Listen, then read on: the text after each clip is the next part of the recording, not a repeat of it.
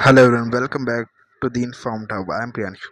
Foundation level quiz zone exam काफ़ी पास आ चुका है, इसलिए इस वीडियो में मैंने वीक 1 से वीक 4 के सबसे इम्पोर्टेंट कॉन्सेप्ट्स को एक जगह रिवाइज करा है। ये क्वेश्चन सॉल्विंग वीडियो नहीं है। इस वीडियो का पर्पज़ एग्ज़ाम से पहले क्विक रिवीजन करवाना है। अगर आपने अभी तक ज़्यादा प्रिपरेशन नहीं की है, तब भी ये वीडियो आपको इम्पोर्टेंट कॉन्सेप्ट्स का क्लियर आइडिया दे देगी। जनरली फाउंडेशन लेवल क्विज 1 के क्वेश्चंस आईआईटी मद्रास के ऑफिशियल स्टडी मटेरियल और ग्रेडेड असाइनमेंट्स में दिए गए कॉन्सेप्ट्स पर बेस्ड होते हैं, इसलिए इन कॉन्सेप्ट्स को अच्छे से रिवाइज करना बहुत इंपॉर्टेंट है। अगर आप चाहते हैं कि मैं ऑफिशियल स्टडी मटेरियल और ग्रेडेड असाइनमेंट्स के क्वेश्चंस की स्टेप बाय स्टेप एक्सप्लेनेशन वाली वीडियोस बनाऊं, तो नीचे कमेंट करके ज़रूर बताइए। आपके कमेंट्स से मुझे पता चलेगा कि किस सब्जेक्ट पर सबसे पहले डिटेल वीडियोस लानी चाहिए।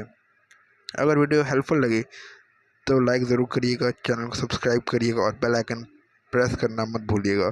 तो चलिए बिना किसी डिले के रिवीजन शुरू करते हैं। दोस्तों, welcome to Informed Hub. I am Priyanshu. आज हम फाइनेंशियल अकाउंटिंग वीक 1 को बेसिक से समझेंगे।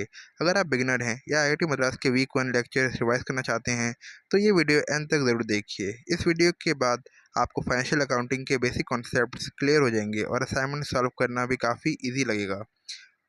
सो नंबर 1, फाइनेंशियल अकाउंटिंग क्या है। सबसे पहले एक सिंपल क्वेश्चन, अगर आप एक छोटी सी शॉप खोलते हैं तो आपको कैसे पता चलेगा कितना पैसा इन्वेस्ट किया, कितनी सेल्स हुई, कितना खर्चा हुआ, प्रॉफिट हुआ या लॉस।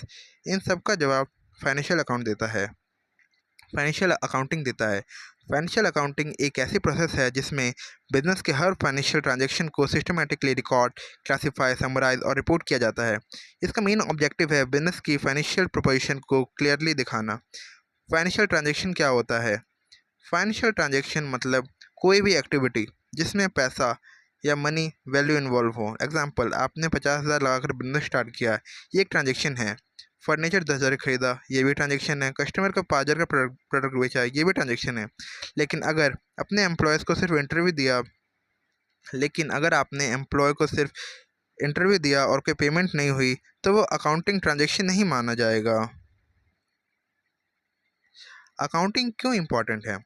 अकाउंटिंग की वजह से बिजनेस ओनर को पता चलता है बिजनेस प्रॉफिट में है या लॉस में, बिजनेस के पास कितनी एसेट्स हैं, कितना लोन चल रहा है, टैक्स कितना देना है, फ्यूचर प्लानिंग कैसे करनी है। इसी वजह से हर कंपनी अकाउंटिंग मेंटेन करती है। So next topic, important terms. Number 1, assets. Assets वो रिसोर्सेज होते हैं जो बिजनेस के पास होते हैं और फ्यूचर में बेनिफिट देते हैं। Examples, cash, furniture, building, laptop, bank balance, inventory. Simple language में जो बिजनेस ओन करता है वो एसेट है। Number 2, liabilities.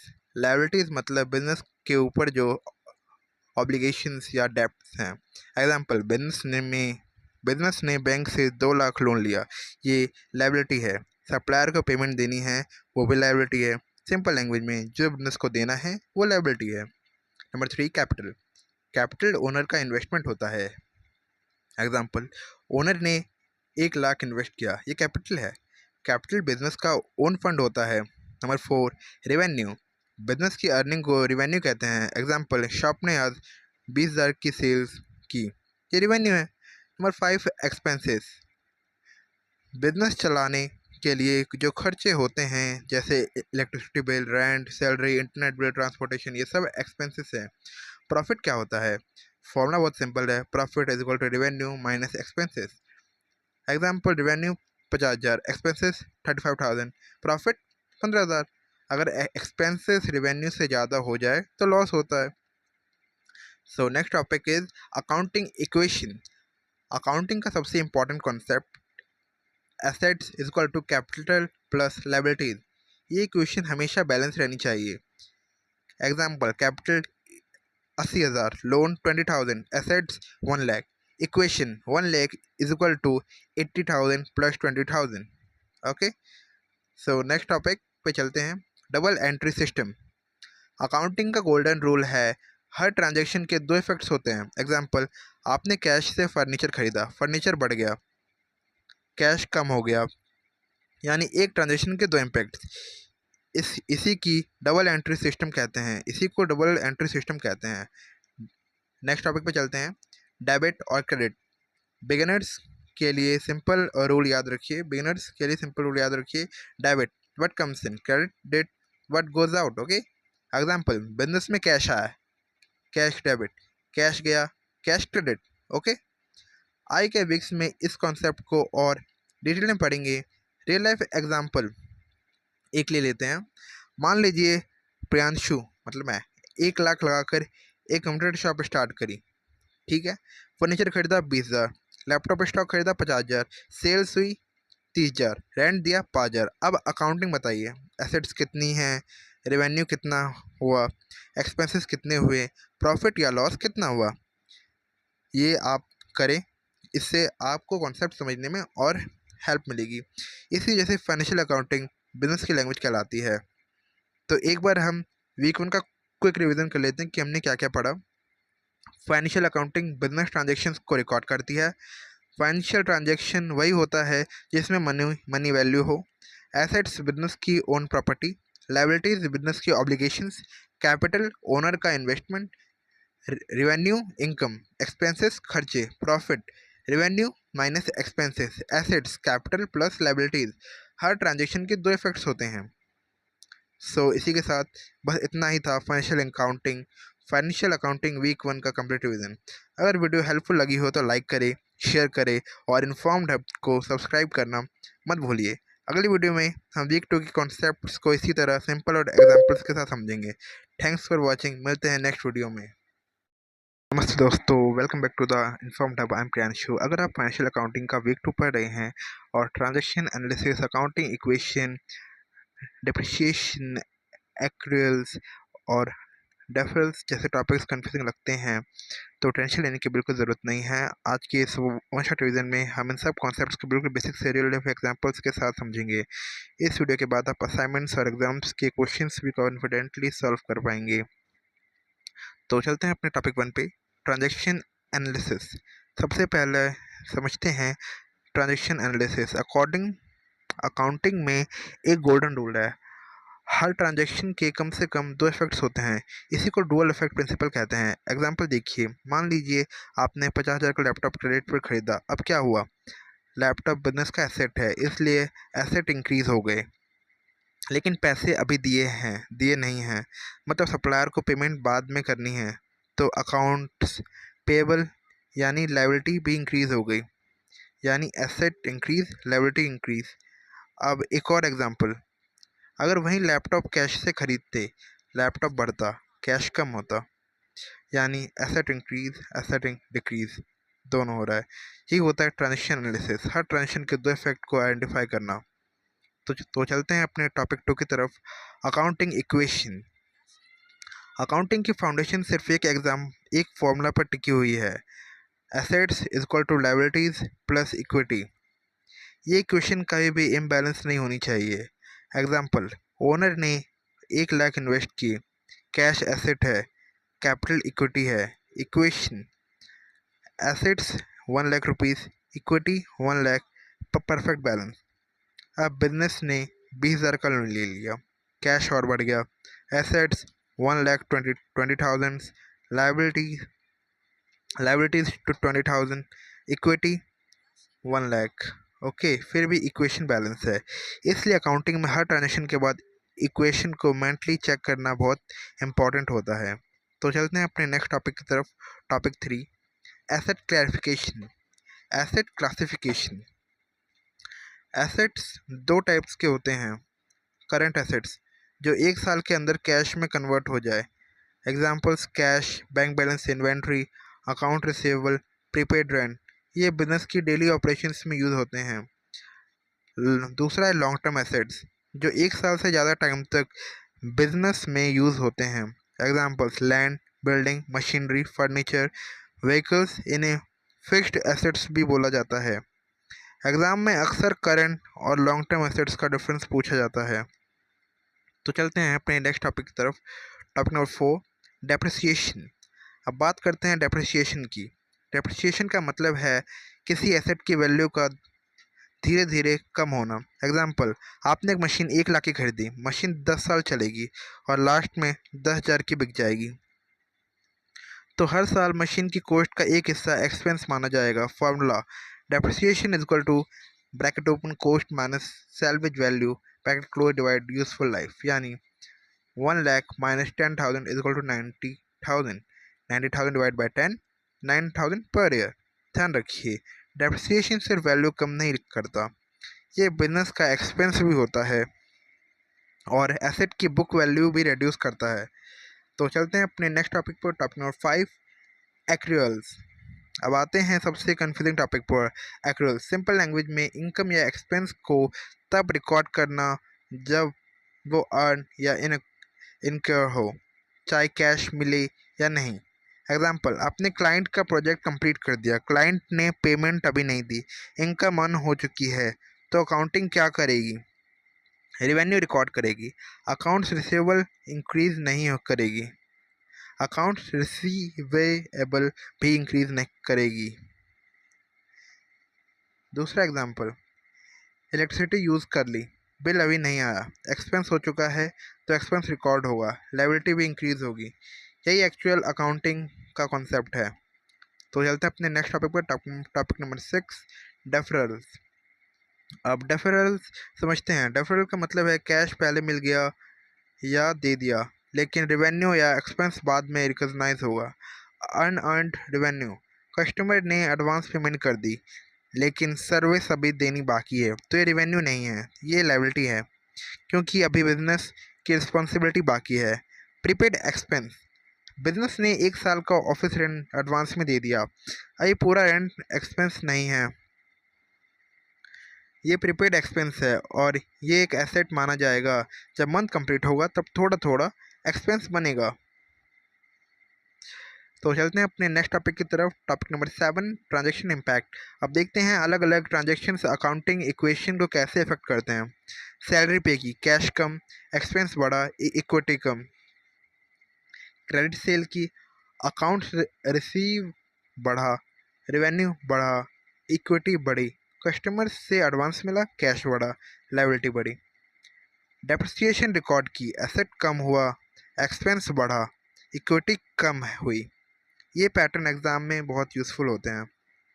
कुछ एग्ज़ाम के कॉमन एग्ज़ाम ट्रैप्स हैं। अब कुछ मिस्टेक्स जो स्टूडेंट बार बार करते हैं। नंबर 1, लैंड पर कभी डेप्रिसिएशन नहीं लगती। नंबर 2, डिविडेंड्स एक्सपेंस नहीं होते, ये डायरेक्टली इक्विटी को इफेक्ट करते हैं। नंबर 3, अनअर्न्ड अनअर्न्ड रेवेन्यू नहीं, लायबिलिटी होती है। नंबर 4, प्रीपेड एक्सपेंस पहले एसेट होता है, बाद में एक्सपेंस बनता है। ये 4 पॉइंट्स एग्जाम में बहुत इंपॉर्टेंट हैं। चलो वीक 2 का एक क्विक रिवीजन करते हैं। आज हमने सीखा हर ट्रांजेक्शन के 2 इफेक्ट होते हैं, अकाउंटिंग इक्वेशन हमेशा बैलेंस रहती है, एसेट्स 2 टाइप के होते हैं, करंट और लॉन्ग टर्म। डेप्रिसिएशन एसेट की कॉस्ट को यूजफुल लाइफ में डिस्ट्रीब्यूट करता है। एक्रूअल्स में कैश से पहले रेवेन्यू या एक्सपेंस रिकॉर्ड हो सकता, डेफरल्स में कैश पहले आता या जाता है, रेवेन्यू या एक्सपेंस बाद में रिकॉर्ड होता है, लैंड डेप्रिशिएट नहीं होती, अनअर्न्ड रेवेन्यू लायबिलिटी होती है। ये सारे कॉन्सेप्ट वीक 2 की बैकबोन है। तो अगर आज का रिवीजन आपको यूज़फुल लगा हो तो वीडियो को लाइक करें, अपने दोस्तों के साथ शेयर करें और इन्फॉर्म टैब को सब्सक्राइब करना बिल्कुल मत भूलिए। कमेंट करके ज़रूर बताइए कि आपको किस टॉपिक पर नेक्स्ट वन शॉट रिवीजन चाहिए। मिलते हैं नेक्स्ट वीडियो में, तब तक के लिए हैप्पी लर्निंग। दोस्तों welcome back to Informed Hub. I am Priyanshu. Week 1 और वीक 2 में हमने अकाउंटिंग इक्वेशन, ट्रांजैक्शन एनालिसिस और एक्रूअल्स के बेसिक समझे थे। आज हम वीक 3 कवर करेंगे, जिसमें हम सीखेंगे adjusting entries, matching principles, accruals versus deferrals, depreciation, prepaid expenses, interest calculations और सबसे कॉमन एग्जाम मिस्टेक्स। अगर आप ये कॉन्सेप्ट समझ गए तो एडजस्टिंग एंट्रीज के क्वेश्चन आपके लिए काफ़ी इजी हो जाएंगे। तो चलिए शुरू करते हैं अपने टॉपिक नंबर 1 के साथ, why do we need adjusting entries. सबसे पहले एक क्वेश्चन, अगर कंपनी सिर्फ कैश ट्रांजेक्शन्स रिकॉर्ड करे और जो एक्सपेंसेस या इनकम अभी रिकॉर्ड होनी चाहिए उन्हें इग्नोर कर दे, तो क्या फाइनेंशियल स्टेटमेंट्स सही रहेंगी? बिल्कुल नहीं। इसी प्रॉब्लम को सॉल्व करने के लिए एडजस्टिंग एंट्रीज बनाई जाती है। इनका पर्पस है कि हर इनकम और हर एक्सपेंस उसी अकाउंटिंग पीरियड में रिकॉर्ड हो जिसमें वो एक्चुअली अर्न या इनकर होती है। इस कॉन्सेप्ट को मैचिंग प्रिंसिपल कहते हैं। एग्जांपल, दिसंबर की इलेक्ट्रिसिटी बिल जनवरी में पे हुई, लेकिन इलेक्ट्रिसिटी दिसंबर में यूज़ हुई थी, तो एक्सपेंस दिसंबर में ही रिकॉर्ड होगा, पेमेंट जनवरी में हो या ना हो। यही एडजस्टिंग एंट्री का लॉजिक है। Topic number 2, accruals versus deferrals. ये एग्ज़ाम का सबसे इम्पॉर्टेंट कॉन्सेप्ट है। स्टूडेंट्स अक्सर दोनों को कंफ्यूज कर देते हैं।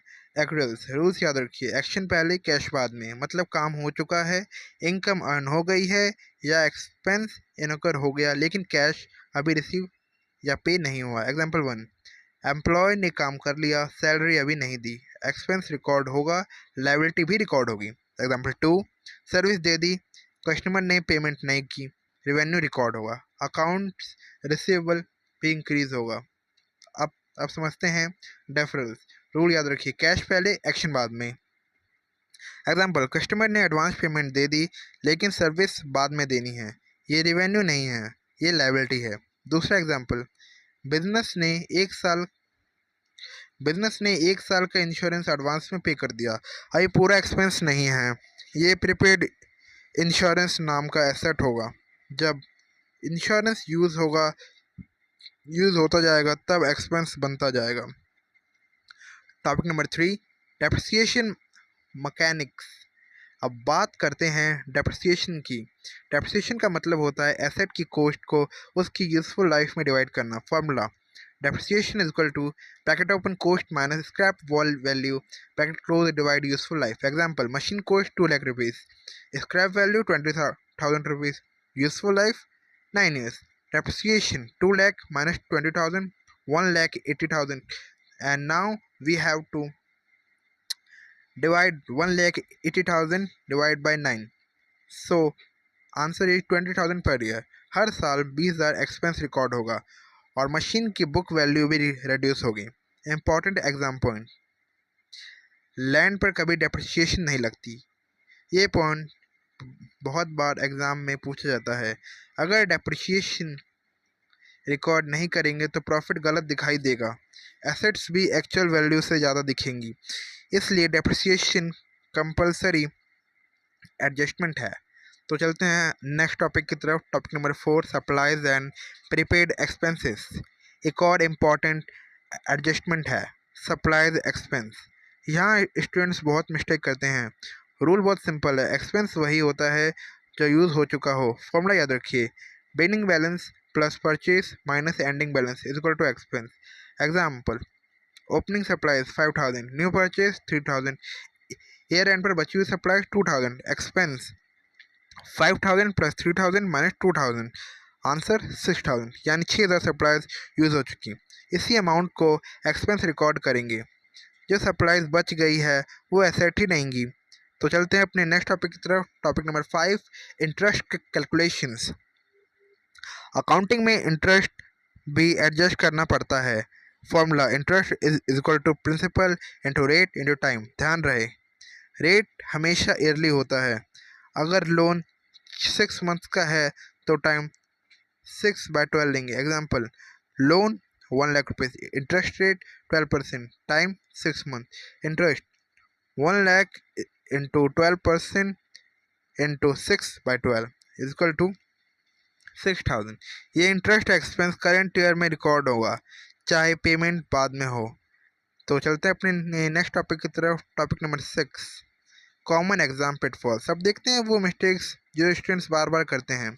मिस्टेक नंबर 1, अर्नड रेवेन्यू को रेवेन्यू समझना, गलत, ये लायबिलिटी होती है। मिस्टेक नंबर 2, डिविडेंड्स को एक्सपेंस मान लेना, गलत, डिविडेंड्स प्रॉफिट डिस्ट्रीब्यूशंस होते हैं, एक्सपेंस नहीं।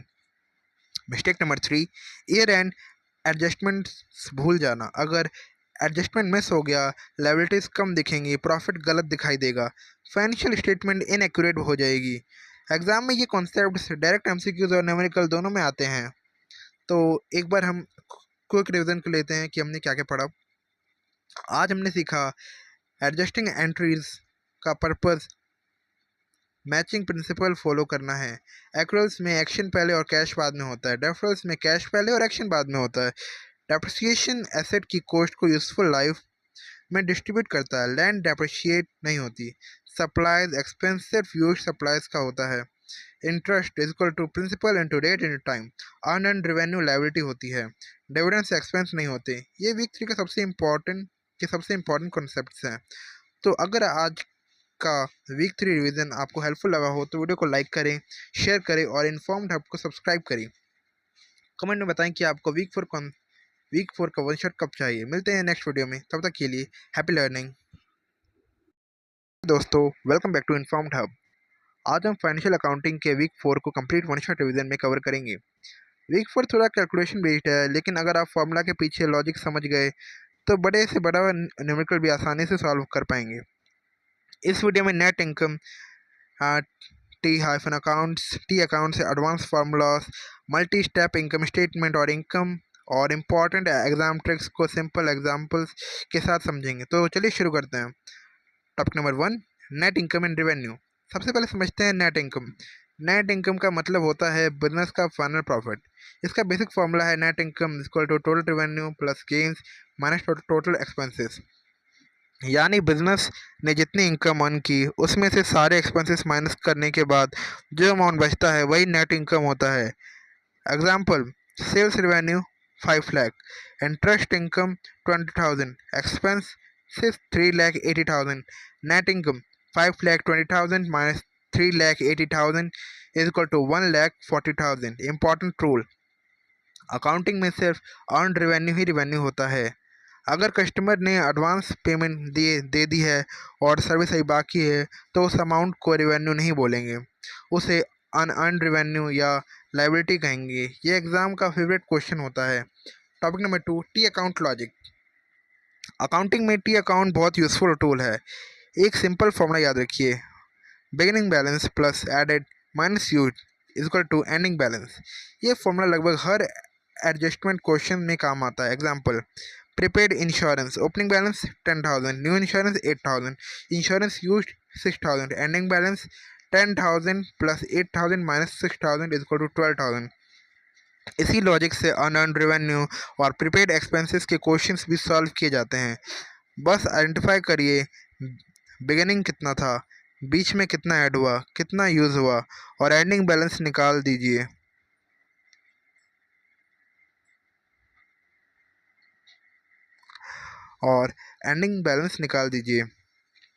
तो चलते हैं अपने नेक्स्ट टॉपिक की तरफ। Topic number 3, advance formulas.